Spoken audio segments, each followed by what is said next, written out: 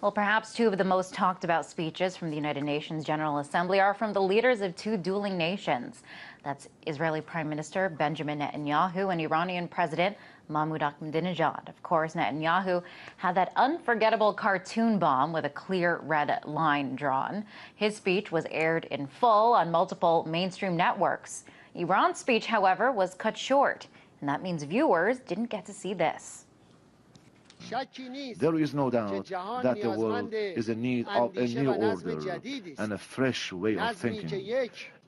An order that aims to revive human dignity and believes in universal happiness and perfection. An order which is after peace, lasting security and welfare for all walks of life around the globe. An order that is founded upon trust and kindness and brings thoughts, hearts and hands closer to each other. Authority is a sacred gift from people to their rulers, not a chance to amass power and wealth. Now, omissions like that make all the difference in how the Iranian leader is portrayed. It means the difference between a warmonger and someone opposed to war.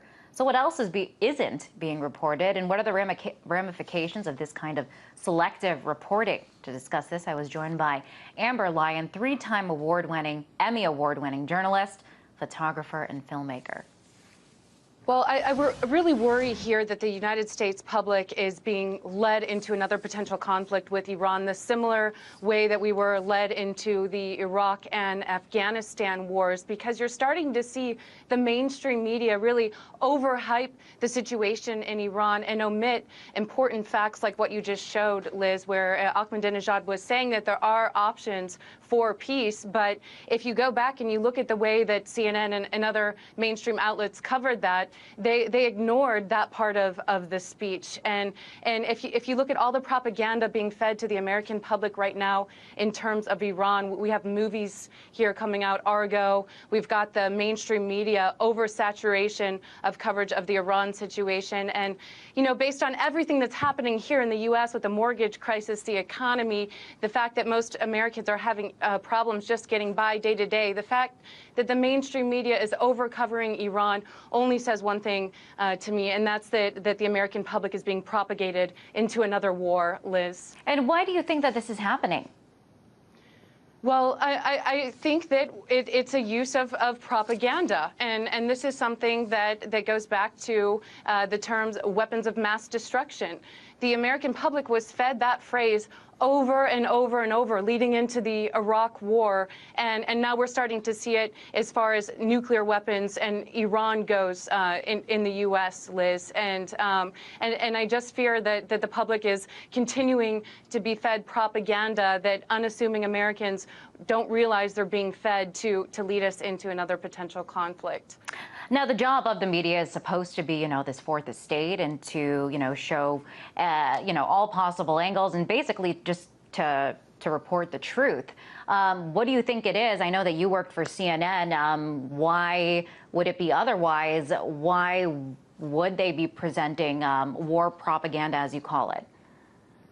Well, I really can't speculate as to exactly why this is going on, but I can tell you that when I was working for CNN, we did have a documentary that we aired on the Bahrain situation, and that's where we have our naval base, which is right across from Iran, so we strategically want to keep that naval base, and it was very difficult to get stories on about Bahrain. I even came out a couple weeks ago talking about the censorship of that documentary on CNN International. And above all, Liz, I feel that the American public is not being fed the true story about what's going on in this region, and it's very dangerous, because when the public is constantly fed messages that are potentially leading us into a war that may not be necessary, it's not fair to the American people, and it's not fair to journalism, because the truth isn't being told here. What's being told here is the way that these networks networks want to spin the truth,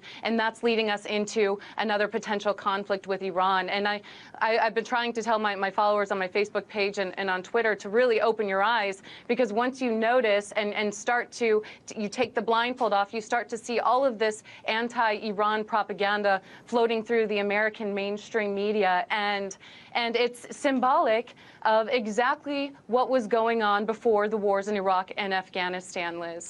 Now, we do have a clip of this documentary that you filmed. Want to take a look at it, and then we'll talk more about the documentary and the way CNN reacted to it. The protesters seem to have disappeared from Bahrain's capital, thanks to the intense military crackdown.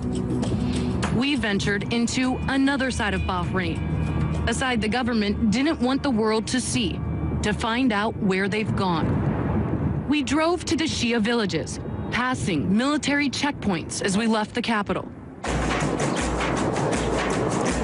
So we're gonna hang out with these protesters for a little bit.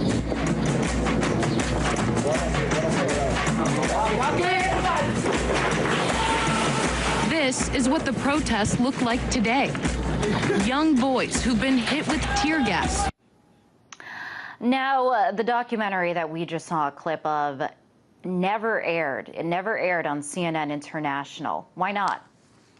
Well, I still haven't been given an exact reason as to why it didn't air. I went and visited with the president of CNN International, Tony Maddox, twice on behalf of my dumbfounded crew, and we were never given an answer. And so I started investigating the situation, Liz, after several employees who'd been at the network for years approached me and said, you need to look into this. There's something going on. It's very strange. They're not airing your documentary. And after some investigation, we found out that CNN International is actually making money from the Bahrain regime. They are a customer of Bahrain. Bahrain is paying CNN International to create content that shows Bahrain in a favorable light, and then also not only to create that content, Liz, to then air that content on CNN International. And in one of the shows, it was called I List Bahrain. It was back in 2010. It was sponsored by Bahrain. And Richard Quest was live from the country for a week talking about the Formula One race and how progressive Bahrain was and how the Crown Prince was a reformer.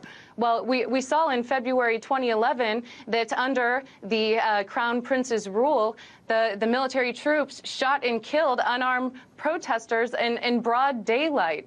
And this is very dangerous, because what CNN is doing, and they're not only taking money from just Bahrain, they've also produced similar content for Georgia, Kazakhstan, and other nations as well, Lebanon. And what makes this dangerous is they're not disclosing to the viewers that these sponsored programs are actually being sponsored. Or if they are disclosing it, it's in very small gray lettering at the bottom of the article. And that's dangerous not only to our foreign policy, but once again, making the American public and the public in general that's watching this network think that there are rosy situations happening in these countries when that's not the case, as we've seen with Bahrain. And it's defrauding viewers, and it's defrauding their own journalists. I was not told, as a journalist working at the network, that this was going on. It wasn't clearly disclosed to me that at the same time I was investigating the Bahrain regime, Bahrain was a paying customer at CNN, Liz. And you did this all, you found this out all through your own research. What did CNN tell you in terms of when you were like, hey, why aren't you playing my documentary that I risk danger and to bring this story? And what did they tell you as to, why they weren't playing it?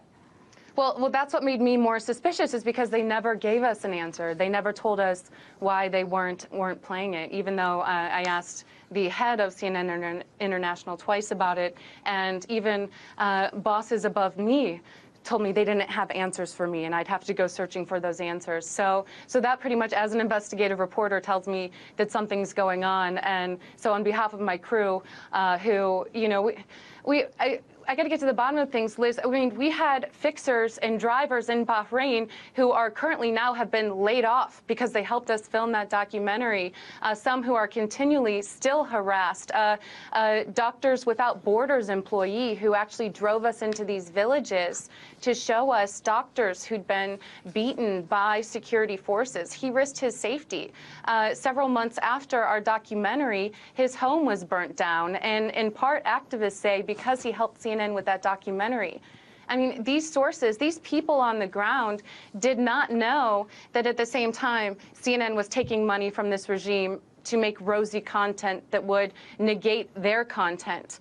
And they risked their lives. And I feel like CNN owes them an apology, as well as an apology to viewers and its own journalists for defrauding them with this information, Liz. Wow, Amber, really, really eye-opening, and really appreciate you coming on the show and telling us all about this. That was Amber Lyon, 3-time Emmy Award-winning journalist, photographer, and filmmaker. Thanks for having me on. Appreciate it.